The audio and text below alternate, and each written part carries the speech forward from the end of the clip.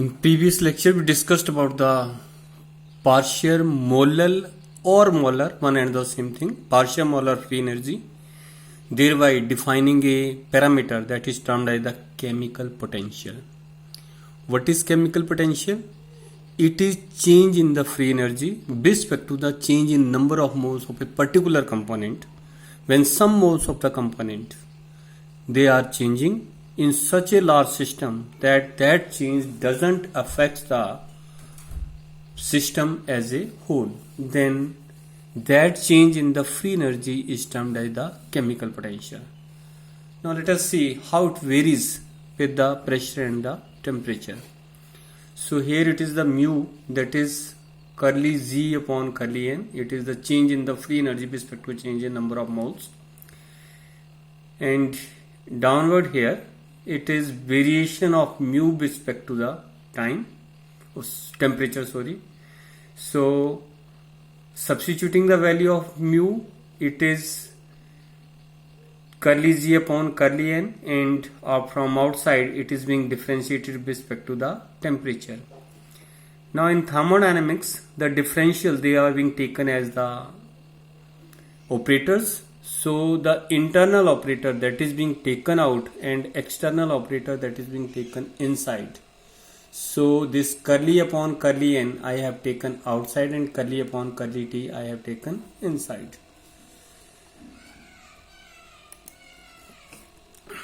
We know change in free energy dZ, it is equal to BDP minus STT.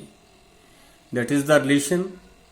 It G की value लिखो, उसके बाद G equal to H minus T H की value substitute करो, E plus P V, then take the differential, you will have the various terms DE PDV VDP minus STT minus TDS, then substitute the first law value, that is Q reversible equal to DE plus PdV, substitute the second law value TDS equal to Q reversible, they will cancel out, you will be left with the BDP minus STT. ये वही equation है जो हमने Gibbs Helmholtz equation को drive करने के लिए utilise की थी. From here curly Z upon curly T that is equal to minus S. So this is dG, this is dt. Pressure being kept constant, so dP will become equal to 0 and dt will come down here, so it is curly Z upon curly T at constant pressure that becomes equal to S. Now substitute this value in the previous relation. Which relation? Here downward it is curly Z upon curly T. This relation here it was curly Z upon curly T. तो इसी के बदले में जो value substitute करनी है, so here I am substituting minus S for that, and minus S when differentiated with respect to the number of moles. तो किसी भी थर्मोडायनेमिक प्रॉपर्टी को अगर आप with respect to number of moles differentiate करते हो, then that becomes the partial molar quantity. So that becomes the partial molar entropy or partial molal entropy, one and the same thing. Now variation of mu, chemical potential with respect to the pressure. So mu, the value is given by this one. Again differentiating it, then exchanging the two parameters. Which one? I have taken this differential with respect to n outside and differential with respect to the pressure inside. ये ऊपर जो equation है इसी equation को द्वारा utilise करना है.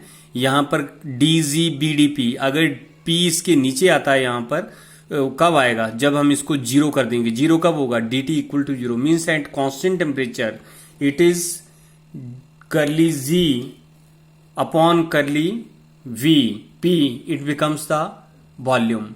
So substitute this value, you will get curly mu upon curly P equal to curly V upon curly N, that becomes the partial molar volume. ये डैश नहीं है, वैसे बार है इसके ऊपर, शायद क्लियर दिखाई नहीं दे रहा है.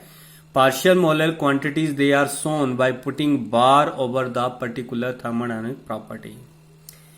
Now we will deal this chemical potential for an ideal gas. So here I am calculating it for an ideal gas. So for an ideal gas, you know PV equal to nRT जो वो लिखा जा सकता है. और ये supposition कर लेते हैं यहाँ पर कि the gas is not, or the whatever is the ideal gas component is there, it is a mixture of so many gases, where N1 are the number of moles of first gas, N2 for the second gas, means that is not limited to the single gas, but it is for a gas mixture of the gases. For example, air की बात कर लें, but ideal conditions में N1 number of moles of first component, second component, third component, fourth component, and so on. From here, I calculate the value of the volume. So volume from here, you will get value. It is V is equal to all these terms multiplied by RT divided by P. Then I will differentiate it with respect to the Ni. So this is V value differentiating with respect to the Ni, that is the number of moles of ith component.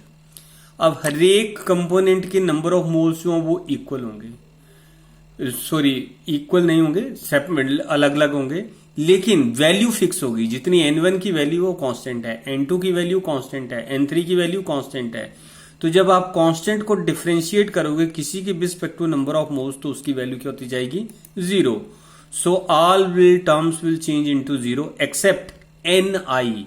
When Ni is differentiated with respect to the Ni, then you will get one term here and all terms 0 multiplied by RT by P. So the overall result is that curly V upon curly Ni, it means it is a partial molar volume, that is equal to RT divided by P. We know that curly mu upon curly P, when mu, the chemical potential, it is differentiated with respect to the pressure, it is partial molar volume, a little earlier discussed. So both terms are equal, so making them equal, I will get the relation here that variation of chemical potential with respect to the pressure is equal to RT divided by P. Now let us separate the variables. It is du mu I equal to RT dP upon P. d mu I, it can be written as RT, and dP upon P, it is the differential of log P. log P का differential होता है 1 by P into dP. तो 1 by P into dP, ऊपर ये term आपको शायद नजर आ रही है यहाँ पर, तो उसके बदले में लिख लिया मैंने dln Pi. So that is the dln Pi for written for the dP upon P. Now if we integrate this, then d mu I will change into mu I, and integration constant will be there, that is taken as mu I 0. RT ln Pi, dln dx का होता है x, तो यहां से RT ln Pi, that you will get here. So that is the simplest relation, or well known it is mu I equal to mu I naught plus RT ln Pi relation for the gas. Now PV, we know it is equal to nRT. Here one mistake is there, I think. When dP upon P is integrated, it must be dln P. क्या होना चाहिए यहाँ पर? dln P instead of dln Pi. So write it as dln P. Now later on it will be changed into Pi. How it is changed into Pi? See here, PV equal to nRT, that is written for this mixture of the gases. For the ith component, I write Pi into V is equal to Ni into RT. अब Pi जो है वो pressure of the ith component है, और Dalton's law of pressure होता है partial pressure. वो बोलता है कि अगर एक कंटेनर में आपके मिक्सचर ऑफ गैसेस हैं, तो that is the pressure of whole system will be equal to the sum of the individual pressures when that individual component is present in that much volume. तो volume सबके लिए fix रहेगा, volume value सबके लिए fix रहेगी. So Pi is the pressure of the ith component multiplied by volume is equal to Ni are the number of moles of it, R into E. That is for the whole, that is for the ith component. If you divide them, then B goes with the V. We are left with Pi upon P is equal to Ni upon N. This is number of moles of ith component, number of moles total. तो ith component mole और total के लिए जो है वो ratio, that will be a constant. So writing Pi is equal to, it is K into P. के जो है वो कांस्टेंट मान लिया मैंने और पी को परली साइड ले गया. Now take the logarithms, it will be ln k plus ln p. Take the differential d ln k, that will be 0 because the differential of the k constant, that will be 0. So d ln pi, it becomes equal to d ln p. तो पीछे जो मैंने term बोली थी कि यहां पर P I की बजाय पी होना चाहिए, तो वही टर्म जो है वो अब आप चेंज कर सकते हैं. पी के बदले में mu I is equal to mu I R naught R T L N P I और it is P. So that is a standard equation for the ideal gas in terms of the chemical potential and especially when the pressures are considered. Now criteria for spontaneity of the process, ये आप लोगों ने वैसे lower classes में पढ़ा हुआ है. When a process is spontaneous, spontaneous means a self occurring process. ऐसा कौन सा प्रोसेस होगा कि जो एक बार इनिशिएट हो जाए तो वो क्या होगा, अपने आप जो वो कंप्लीशन की तरफ जो वो मूव करेगा. ऐसा प्रेडिक्शन जो है वो सेकंड लॉ ऑफ थर्मोडायनेमिक्स करता है. That says all irreversible processes they are accompanied by the increase in entropy. कि अगर एंट्रोपी इंक्रीज हो रही है तो वो सारे के सारे प्रोसेस जो वो सेल्फ अक्रिंग प्रोसेस होते हैं. ये एग्जाम्पल जो वो आप नेचर से भी ले सकते हो कि जो भी ऑर्डर में पड़ा है वो अपने आप ऑर्डर में नहीं रहता है, उसको ऑर्डर में रखना पड़ता है. वो डिसऑर्डर में अपने आप चला जाता है. फॉर एग्जाम्पल एक आपने ईंटों का ढेरी लगा रखा मान लीजिए, तो ब्रिक्स हैं, तो बेल प्लांट वे में रखी हुई हैं, तो उनकी टेंडेंसी रहेगी कि वो वहां से गिर सकती हैं, ना कि ये टेंडेंसी रहेगी कि वो अपने आप लग सकती हैं. तो जो नेचुरल टेंडेंसी है that is increase in the entropy. एक क्लास है, क्लास में स्टूडेंट बैठे हुए हैं, तो सारे जो हैं वो अपनी अपनी जगह डेस्क पे जो बैठे हैं, that is order state. What as the class will over there is a natural tendency each and every term person will separate out, entropy will increase. तो हर एक जो प्रोसेस है, natural process, self occurring process in the nature, that is accompanied by the increase in entropy. When water boils, so the first law doesn't predict the boiling of water as a feasible process. क्योंकि first law ये बोलता है कि जहां भी process में energy decrease हो रही है, which the process that is accompanied by decrease in energy DE less than 0 और decrease in enthalpy DH less than 0, that is feasible. तो बॉइलिंग ऑफ वाटर जो है वो ऐसा प्रोसेस है कि जिसमें एंट्रोपी जो है वो इंक्रीज होती है, लेकिन अगर आप कंटिन्यूस एनर्जी सप्लाई करते रहोगे तो वो प्रोसेस स्पॉन्टेनियस है.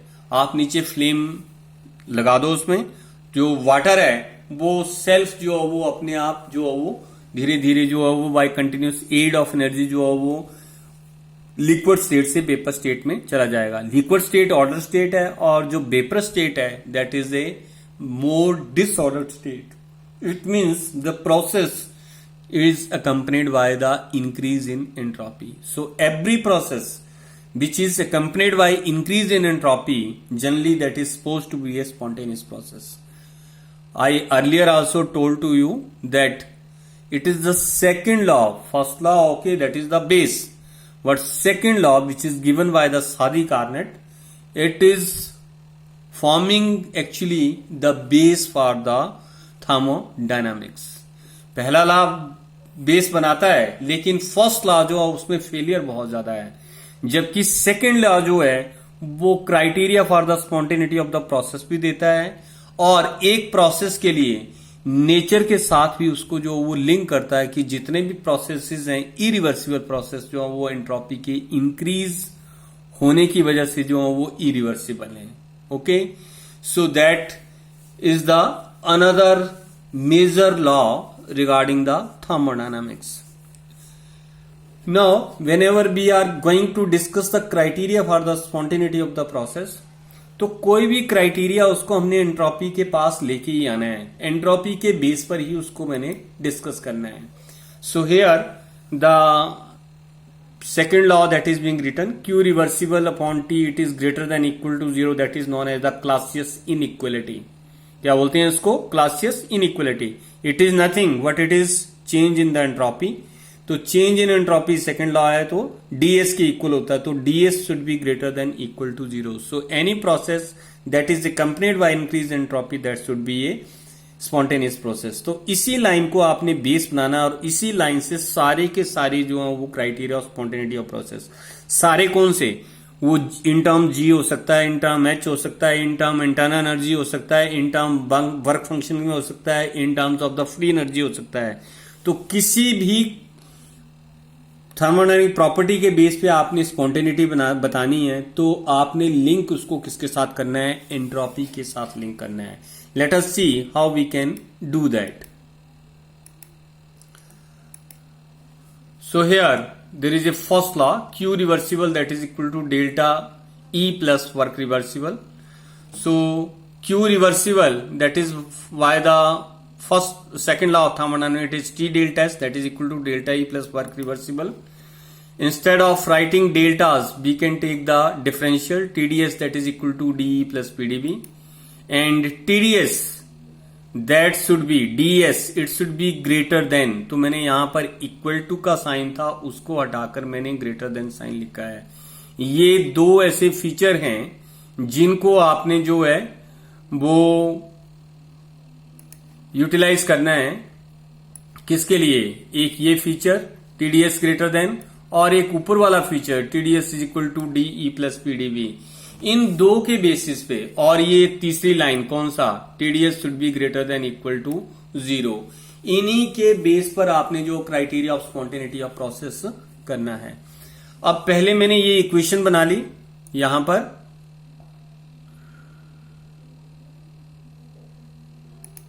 ये इक्वेशन लिख ली है, TdS greater than dE plus PdV। फिर जो जो टर्म जहां जहां उसको मैंने जीरो पुटअप करना है। अगर मैं ds को जीरो पुटअप करता हूं, dv को जीरो पुटअप करता हूं, तो मेरे पास नीचे लाइन आती है 0 greater than equal to dE plus 0। So dE उल्टा करके लिखें तो that is less than equal to 0। So that is the criteria in terms of internal energy. Now let us see how to write criteria in terms of the work function. So A is equal to E minus TS, and dA, differential of A, that can be written as dE minus TdS minus STT। तो यहां पर हमारे पास मैंने कहा TdS, ये second law तक पहुंचना है, तो यहां पर TdS है, इसको जो वो आप एक साइड जो वो सेपरेट कर लो। So here TdS that is equal to dE minus STT minus dA। dA को पर इस साइड ले गया, TdS को इस साइड ले आया। Now TdS as discussed earlier, it is equal to Q reversible, and Q reversible by the first law it is equal to dE plus PdV। तो TdS के बदले में मैंने ये वैल्यू यहां पर सब्स्टिट्यूट कर देनी है। सो TdS is equal to dE minus STT minus dA। TdS उसके बाद मैंने इसको ग्रेटर देन, जहां भी लिखा उसको greater than equal to dE minus SDT dA करना है। तो ये थोड़ी सी चेंज है, आपने ये वाली चेंज जो वो हमेशा ध्यान में रखनी है कि जब भी आपके पास TdS आ जाता है, एक बार उसमें इक्वल टू का साइन होगा, ये रहा सामने, और सेकेंड टाइम उसमें ग्रेटर देन का साइन पुटअप कर देना है। तो वहीं से आपके पास जो criteria in terms of spontaneity of process जो है वो आपके पास आ जाएगा। सो next I am substituting for TdS from this equation, it is dE plus PdV। इस TdS के बदले में यहां सेकेंड लाइन जो है, यहां से मैंने वैल्यू यहां पर सब्स्टिट्यूट कर दी। dE goes with the dE, और PdV इसी साइड रह गया, that is greater than minus STT minus dA। Now reversing them all, इनको इस साइड ले आया मैं, और अगर रिवर्स करता हूं मैं इनको, तो जब भी आप रिवर्स करते हैं तो रिवर्सल में जो है वो क्या होगा, साइन जो है वो उल्टा हो जाएगा। So dA is less than equal to 0। So एक बार आपने dt 0 पुटअप करना है, फिर dV 0 पुटअप करना है। So this means dV is equal to 0, dt is equal to, that means dA is less than equal to 0। dA is less than equal to 0। So that is the way to deal with the criteria of spontaneity with respect to the what, work function. लेकिन एक idea basic है कि आपने TdS जो है वो separation करने की कोशिश करनी है। जहां भी टीडीएस इक्वल टू लिखा होगा नेक्स्ट टाइम में उसको आपने ग्रेटर देन कर देना है, वहीं से क्राइटेरियन टर्म ऑफ स्पॉन्टेनिटी आएगा। एक इक्वेशन अगर थोड़ी बहुत उरे परे कर दोगे तो क्या हो जाता है, उसमें जो नेगेटिव और पॉजिटिव साइन का फर्क पड़ेगा, फिर आप उसको डील जो वो इजिली नहीं कर पाओगे। So now let us discuss in terms of G how we can discuss the criteria of spontaneity of the process. So that is the usual relation, G is equal to H minus Ts. Substituting for H it is E plus PV minus Ts. Taking the complete differential, dz is equal to de P then differential of B then differential of P minus T differential of S minus S differential of T. अब ये देखो यहां पर TDS नजर आ रहा है मेरे को, इसको आपने सेपरेट कर ले हैं, तो इसको भी सेपरेट किया जा सकता है, या DE plus PDV earlier discussed है, दैट इज अगेन द, ये देखो डीई प्लस पीडीवी ऊपर लिखा हुआ है यहां पर, दैट इज टीडीएस, तो ये टर्म भी सेपरेट की जा सकती है। तो मैं यहां डीई प्लस पीडीवी टर्म एक साइड रहने दूंगा, बाकी सारी की सारी परले साइड ले जाऊंगा। So DE plus PDV that is DG, ये परली साइड चला गया माइनस बीडीपी, ये परली साइड चला गया प्लस टीडीएस, ये परली साइड चला गया एसटीटी। नाउ इस डीई प्लस पीडीवी के लिए मैंने टीडीएस सब्स्टिट्यूट करना है, टीडीएस इज इक्वल टू, तो एक ही बेसिक फीचर है, ये बेसिक लाइन है जिससे मैं criteria of spontaneity of process जो वो बार बार जो वो लिख रहा हूं। Which one, this TDS is equal to DE plus PDV, और डीई प्लस पीडीवी बनाऊंगा या टीडीएस बनाऊंगा, ये दो ही लाइनें जो है या दो ही जो पॉइंट हैं, उन्हीं पॉइंट्स पे जो criteria of spontaneity of process जो वो डिस्कशन में आपके पास आ रहा है।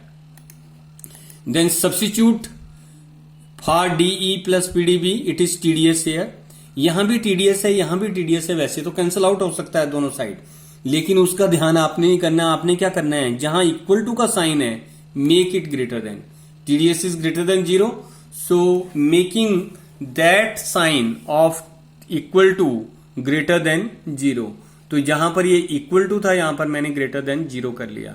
उसके बाद TDS goes with TDS, वो कैंसिल आउट कर जाओ, it is 0 is greater than DG minus BDP minus SDT। इस इक्वेशन को उल्टा करके लिखा जा सकता है, DG minus BDP plus SDT less than 0, dg it will be less than 0, so that is the criteria in term of spontaneity of process, or in term of free energy. Here dp is 0 as well as dt is 0. In terms of h is equal to e plus pb, dh it will be de pdv plus bdp, ये वही term आ गई कौन सी, tds, so separating it de plus bdp dh minus bdp, not